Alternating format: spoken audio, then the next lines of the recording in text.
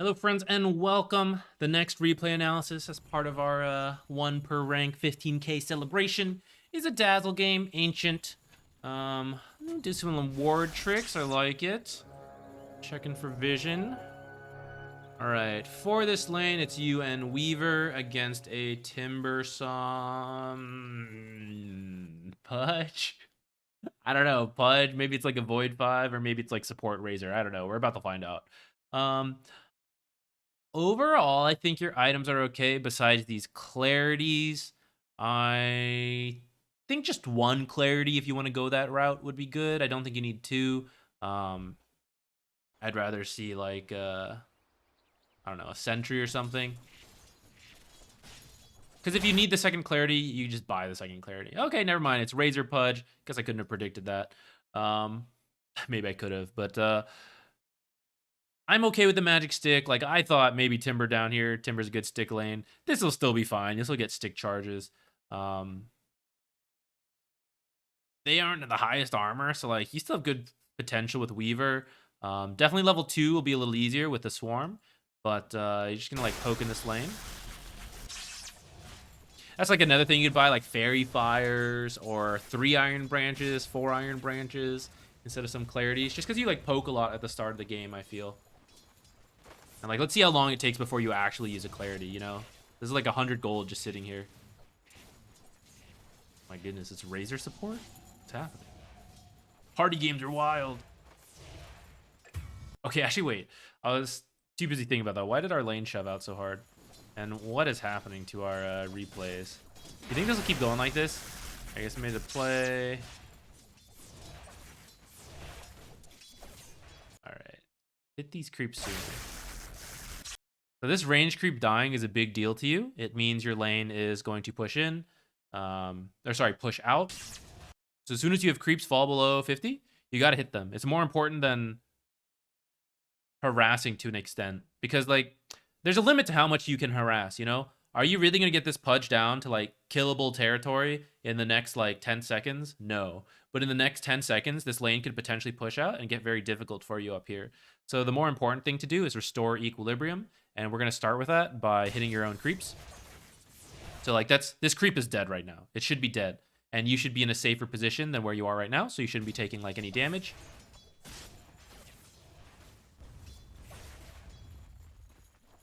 This creep, almost at 50. You know? So maybe we kill that other creep faster. Doesn't bait any kind of fights. It doesn't make the aggro weird. So then they focus this creep a little more. It gets down to 50. You and Weaver both hit this creep twice. It dies pretty quickly before it meets this lane, which means these creeps only kill this one range creep, and then they meet the rest. And now you're back to even. You probably have to do a couple more auto attacks on your own stuff, but it's, like, fixable, you know? Again, like, just start hitting these. Even if the enemy still gets the last hit, which, of course, it's ideal to get the deny, but I would rather let them get last hits, but maintain equilibrium versus give them equilibrium, but get denies. I guess it's a little bit matchup dependent in that case about when you would do one or the other.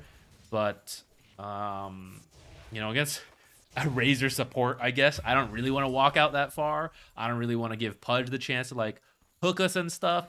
Weaver's a ranged hero, so I think Weaver's pretty happy in a safe position like this. Should do okay.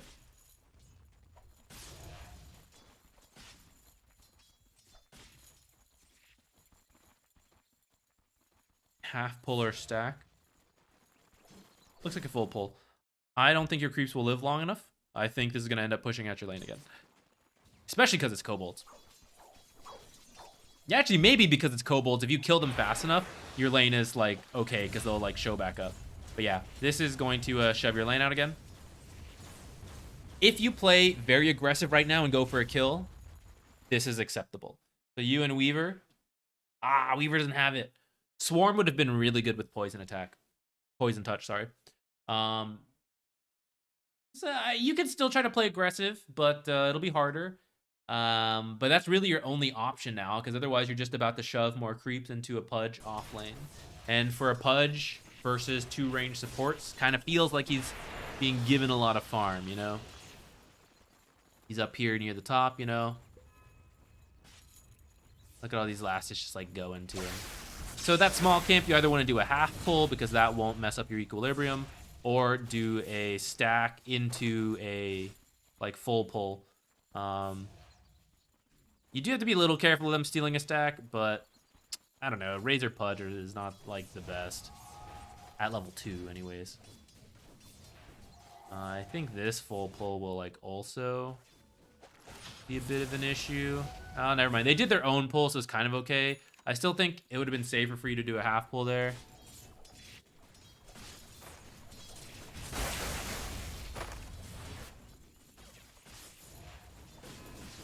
So far, I guess the main lesson is like different creep equilibrium stuff. Hitting your own creeps, thinking more about these like pull timings and stuff. Like ideally, I don't think you should really see much movement from here. Like one of your clarities, which by the way, you still have both. I don't know if you bought another, but like I think this is the 100 gold out of your 600 gold that has like done nothing. So like one of them could be a sentry just to block this camp. You don't have to worry about them pulling, and you just continue to sit here. And like the video came out just the other day, and by the other day I mean today of my recording, but the other day for you all watching this. Lane positions, right? So Dazzle versus Razor support and Pudge. I'm not looking to be terribly aggressive and get out of position because that sounds like a sure way to die as Dazzle. So I'm probably just standing around down here, hitting my own creeps, harassing.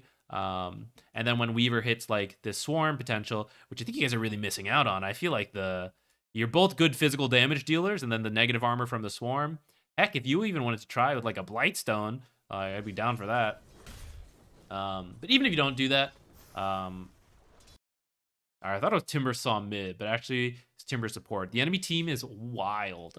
But anyways, I don't think your lane really should have shoved out. I don't think it should be even slightly losing for you guys. I think it should be like even at worst. Wow, that is unfortunate. Who are these people who put a sentry over here? That's crazy. That's unlucky for you. I really would never have expected that. Even with like a Weaver in lane.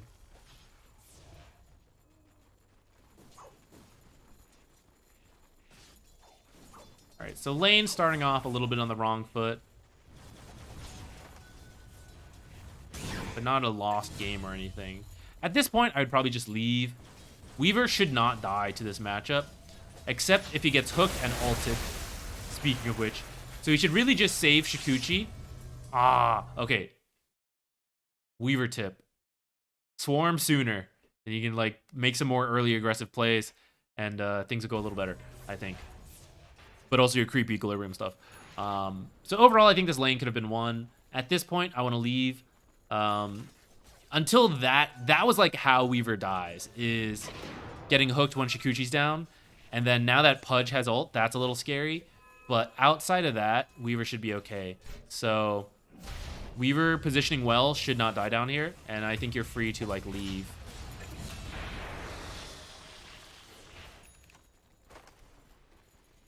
But I think you had like earlier aggressive potential at level 2 with the Swarm and Poison Touch. Heck, even level 3 with 2 points in Poison Touch. I don't even know what I don't know if I would double up on the Swarm at level 3 for Weaver. So at that point, Weaver probably is like 1-1-1 or like 1-2. But with 2 points in Poison Touch and the Swarm, that's like very powerful in my opinion. So at this point, I would just leave the lane and do more stacks for your Tinker. Try to play around Visage. Actually, in the last video, we talked about Marcy coming to the safe lane too much, you know, and things being difficult. Visage really good with teammates, really good with soul assumption. Visage likes having a lot of heroes in his lane. So if you all come up here and you bait the enemy to do the same thing, Visage very happy with that on his soul assumption max build. And then you like earn charges on Venomancer, also likes that. Tinker to TP in, snipe a couple kills, also likes that. So rather than Venomancer come down here, as a group, I think you should go top. And that probably starts with you. Once your Weaver is safe, you start making your way top, and you help out over there. Stack along the way.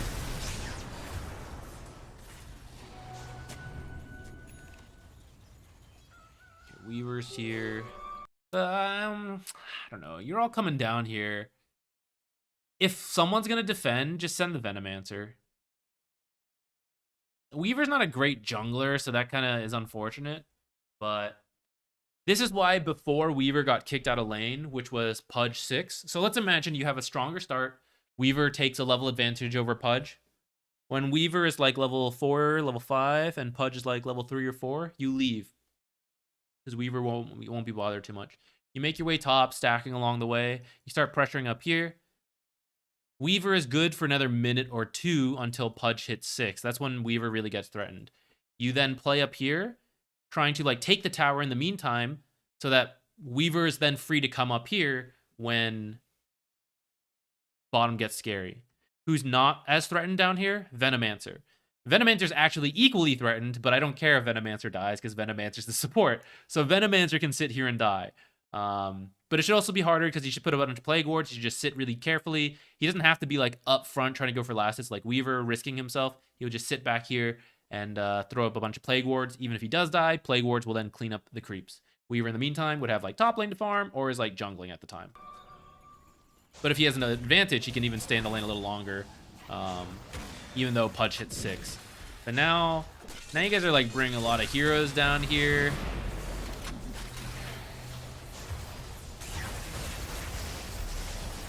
Oh, split XP, but it's like sort of okay.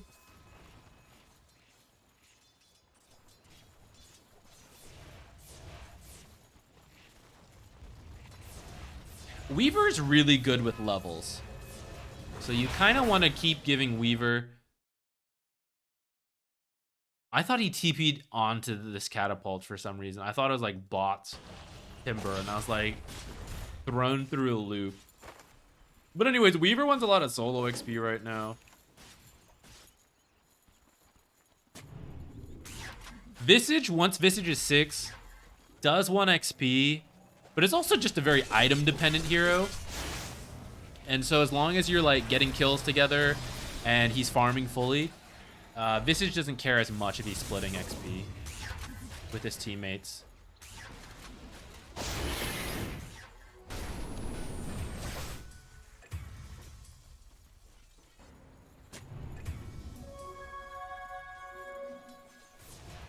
Alright, so I think you stayed bottom too long.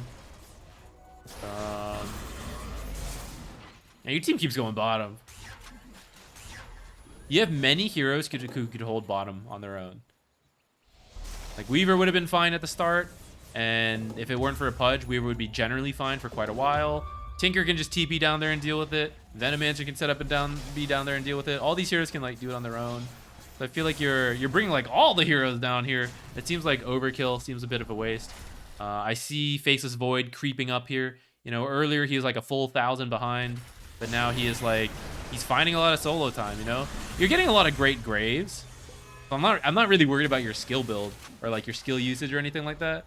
Conceptually though, for your team, I think either you need to recognize you shouldn't be down here, or like also help to communicate to your team that you shouldn't all be always coming down here. The frequency of which you're doing it. Sometimes it happens once or twice and that's fine, but like I think it's like 3 or 4 times it's happened. It feels like too much.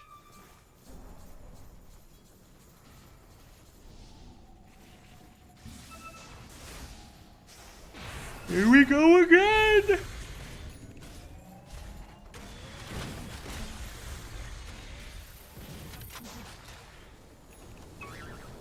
So like at this point, you would have wanted to take mid or top. Now the game's like pretty difficult for you because you're losing these towers and you haven't taken one yourself. Another nice grave.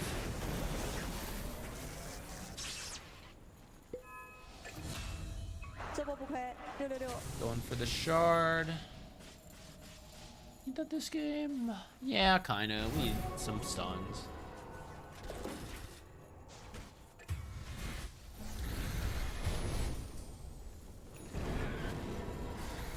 By the way, I said it in a couple of the other videos about like where I personally would have stopped watching a replay. I would have stopped like at the 10-minute mark. Once I decided like I should have played the lane better so that it never pushed out so much, And here are the bad pulls I did, or like the creep aggro stuff I could have done better. That would have been lesson number 1. And lesson number 2 is recognizing that I spent way too much time down here with my full team. Those are already like setting this game off onto like this alternate path that will just be harder than having not done those. So this is where I personally stop replays. Once I pick out like 1 or 2 big lessons usually when I'm looking at myself. But we'll go a little further to pick out like a 3rd big lesson, maybe 4th, because I do know in pubs like this kind of stuff happens all the time. So for me, now that I've gotten to Immortal, like that's kind of it. The game's over for making those mistakes, so I can't make those mistakes. But in these kind of games, there's a lot more recovery chance, so we'll go a little further. But again, don't want to overwhelm as well. Like, here's 5 different options for this like suboptimal game. It's much better to just be like, here's how you get to the optimal game, in my opinion.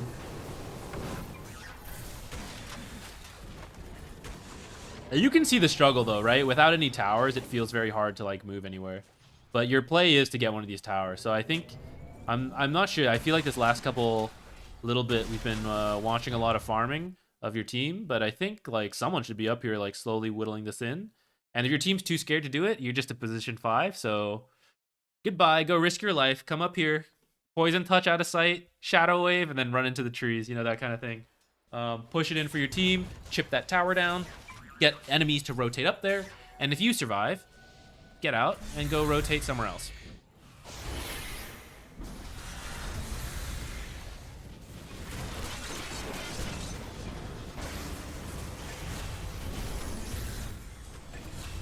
I think there is some misconception about how to play Venomancer support going on here for your team.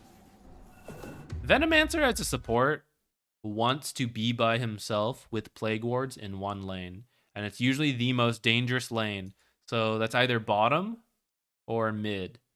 Depends on the game, depends who's like pushing harder. And you don't care really what happens to Venomancer. Sorry, Venomancer.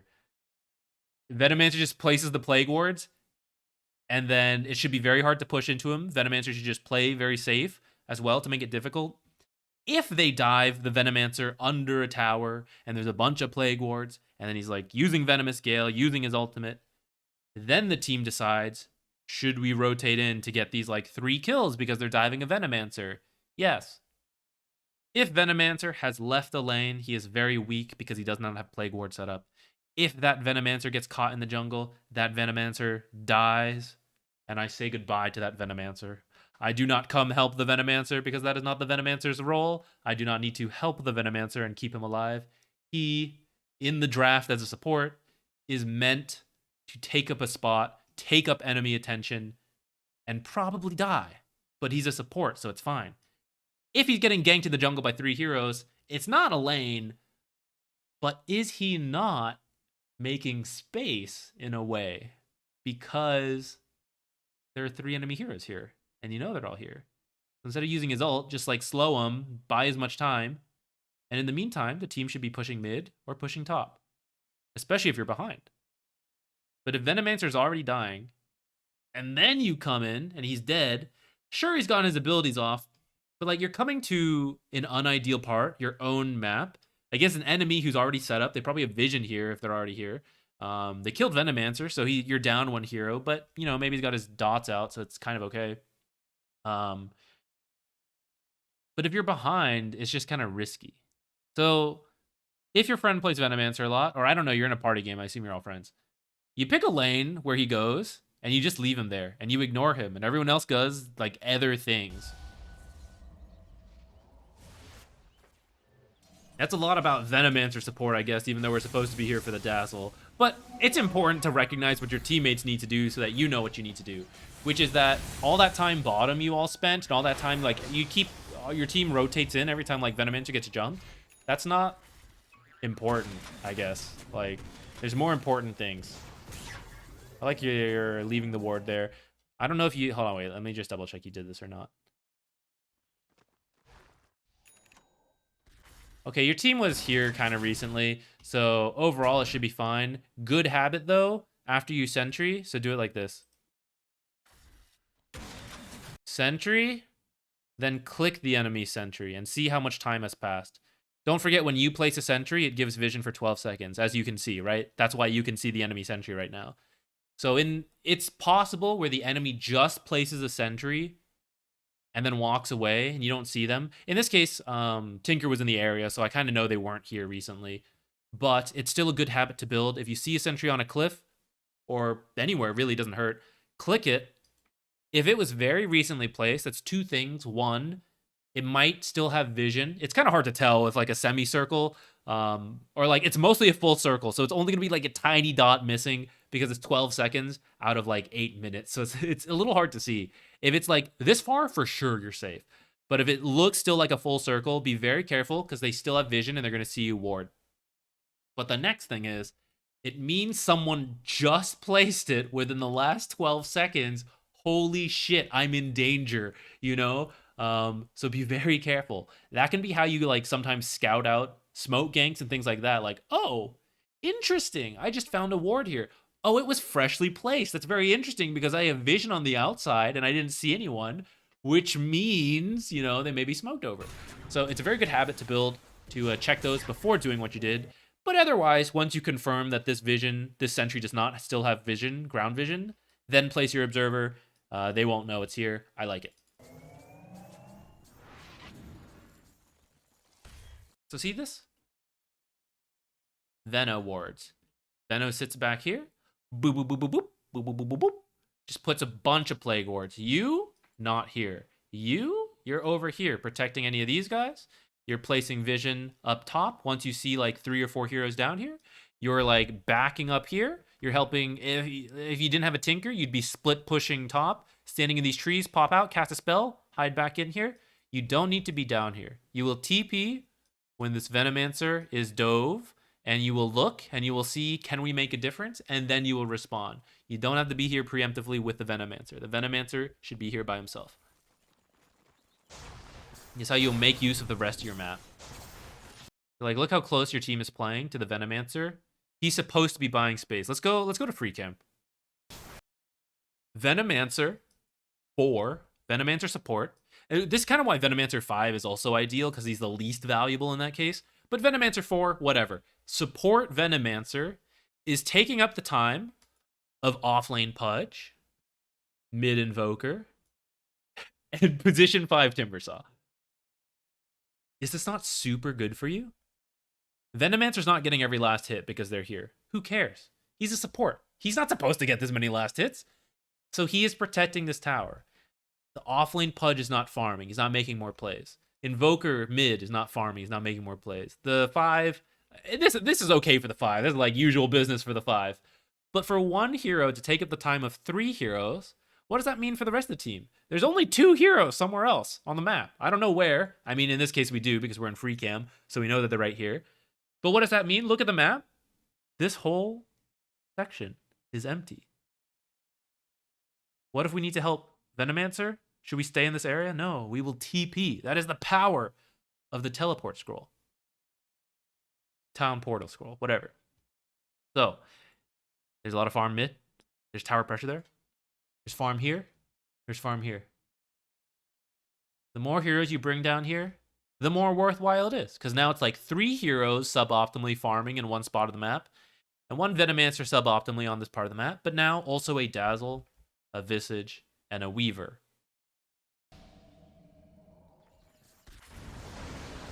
Oh, be on free cam. There we go.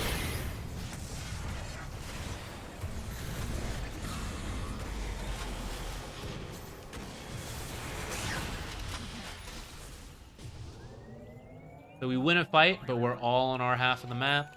It's kind of okay, though. This was a little better. But this is the kind of thing where it's like, I kind of wish we TP'd in for it, you know?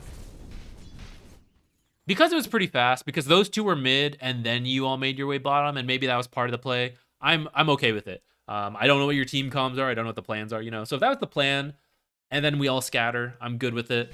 As a general rule, though, I think what I said still holds true. You want to be a little careful of, like, making that a habit.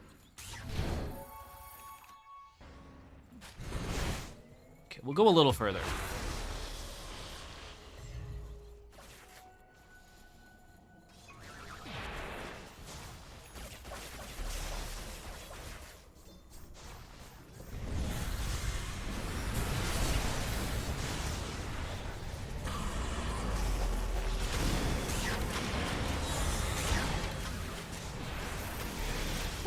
Close.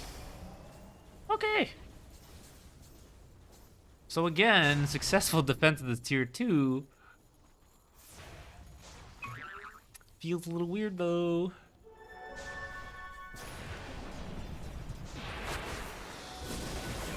That's why you kind of just TP in, I feel.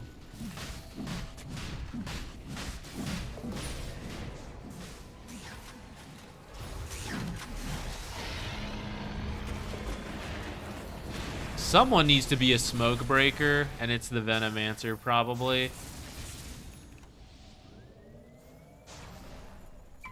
But even as a Dazzle, it might be worth it for you to be the smoke breaker. Let's say like Venomancer's dead.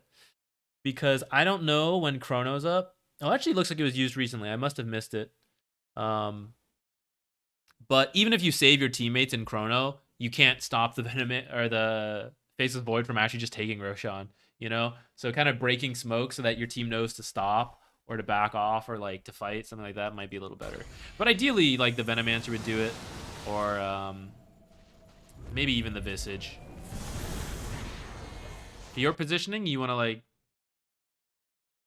hug trees generally. I know you're smoked right now, so that's good. Ooh, these trees also good. Like, what if someone comes in? They're gonna instantly see you. Ah, you're gonna. Okay, we're okay. We're okay. We have enough heals. All right, this is a little far back.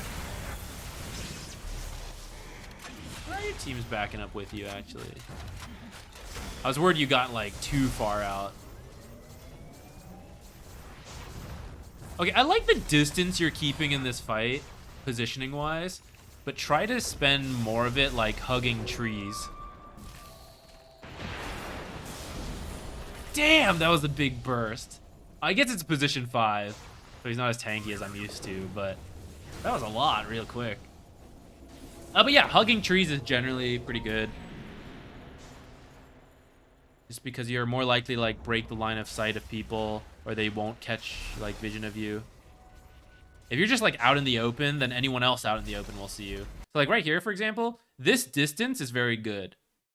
But you could easily be in these trees or like in these trees. Either one is overall fine. I'd say like top maybe is like slightly safer. No, maybe not as much against like a Faceless Void and Timbersaw, but either one is good. But it's a little better than just being out here, you know?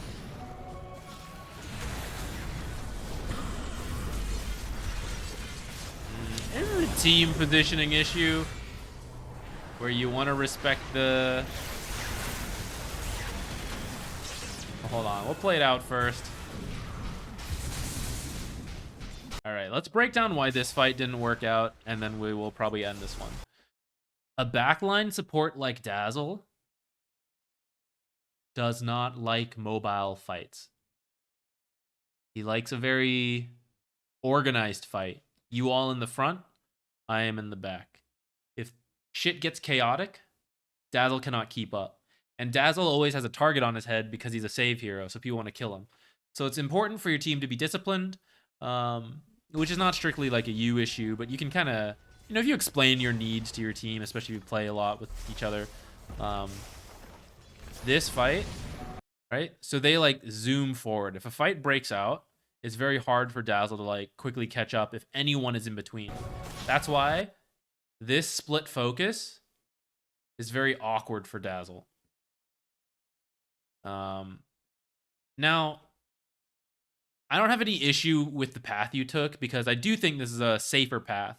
In hindsight, yeah, this would have worked out better to your favor because it's easier to like pick targets, but like it also would have exposed you to risk to anyone who had TP'd in earlier and is like waiting in there. So this is fine. Your team like rushing forward without considering like how you're going to catch up is an issue. And that's why when this happens, you're like, ah, shit, I gotta catch up. And you're like running in and then Pudge just ults you, you know?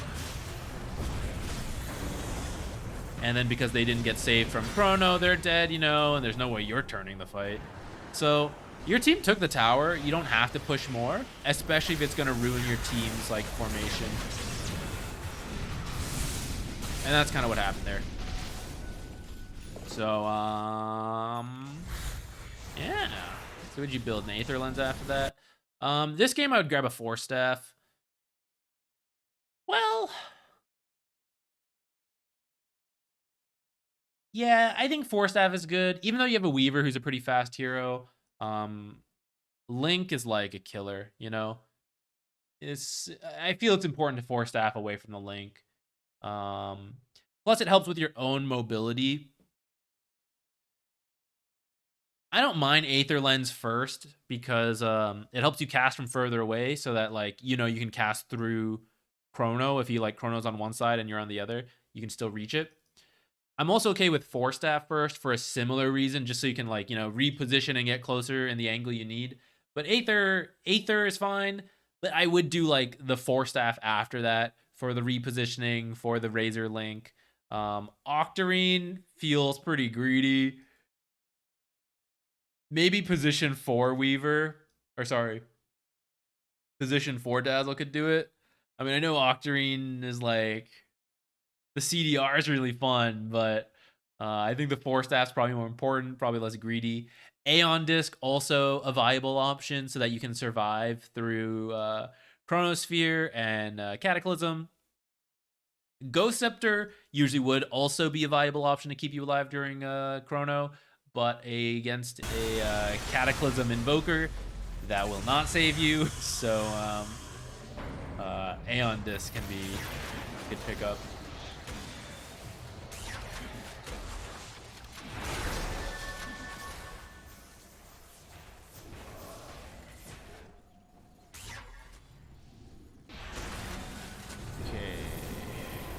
Sentry placement with the Venomancer. Okay. Down for that.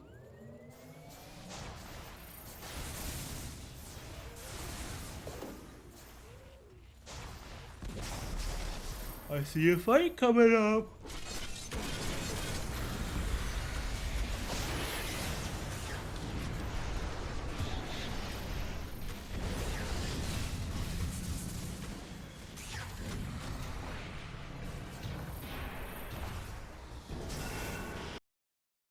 All right. I lied. This will be the last recap. I see your team down here. And through the vision you had from the Plague Lords, I see a bunch of heroes grouping up here. So you have to choose whether you're going to take this fight or not. You do have vision here. You know they're here. So you have this element of, like, knowledge. And you have time to place more, like, Plague Lords. If you want to fight, where should you fight? Should you fight right here? No, because they have high ground. Should you fight, like, right here? You could. But, of course, this tower's here. And, like, it doesn't make full use of the vision. Vision's really useful to know where, like, the back line is. Like, if a vision only reveals the front line, like, who gives a shit? You would have seen the front line anyways, because they're the front line. So, if you pull a fight to back here, it's much better for you because you're farther from the tower, you're farther from high ground. And this ward is going to let you see the back line while the front line's, like, up here. That makes it easier for your team to play. Your positioning is then much easier because you know you can't get wrapped around that hard. As time passes on, you kind of know it can happen, but the more time that passes, the more I move into these trees. But right now, like, the further back you are, the better. You have a bunch of Plague Lords set up.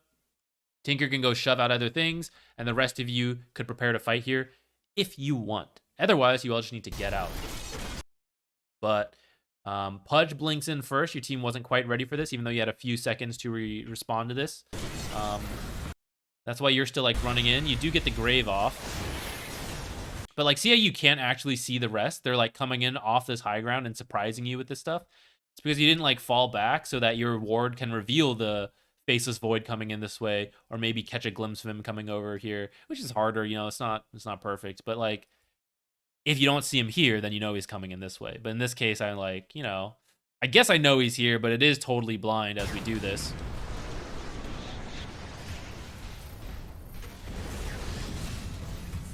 Also, I think you backed up slightly far again. I think you did that in another fight.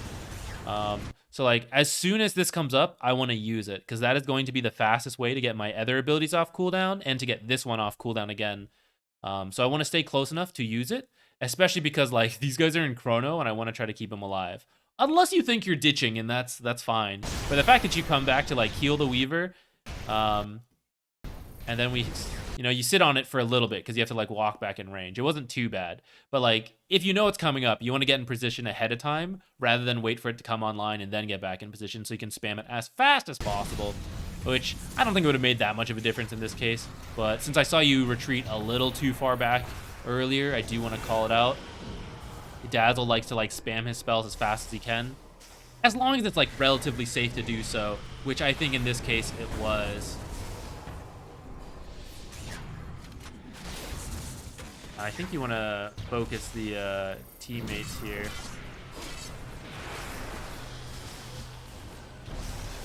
Oh. Yeah, okay. This fight could have happened better with like slightly better positioning. I don't think you would have been caught as surprised by the chrono. It would have been easier for you to use your spells, all of that. So we will end this one here. Thank you for watching. Oh yeah, recap. Laning stuff, creep aggro, denying your own creeps, and then a little more consideration on the pulls, the half pulls, stack pulls, things like that. And then not playing this bottom part so long. Those are like the two important ones I want to highlight. And the team fight positioning is also useful, no matter what, whether you're winning or losing. So hopefully that was also good. Okay, now we're done. Thank you for watching. 2 more to go. Let's see.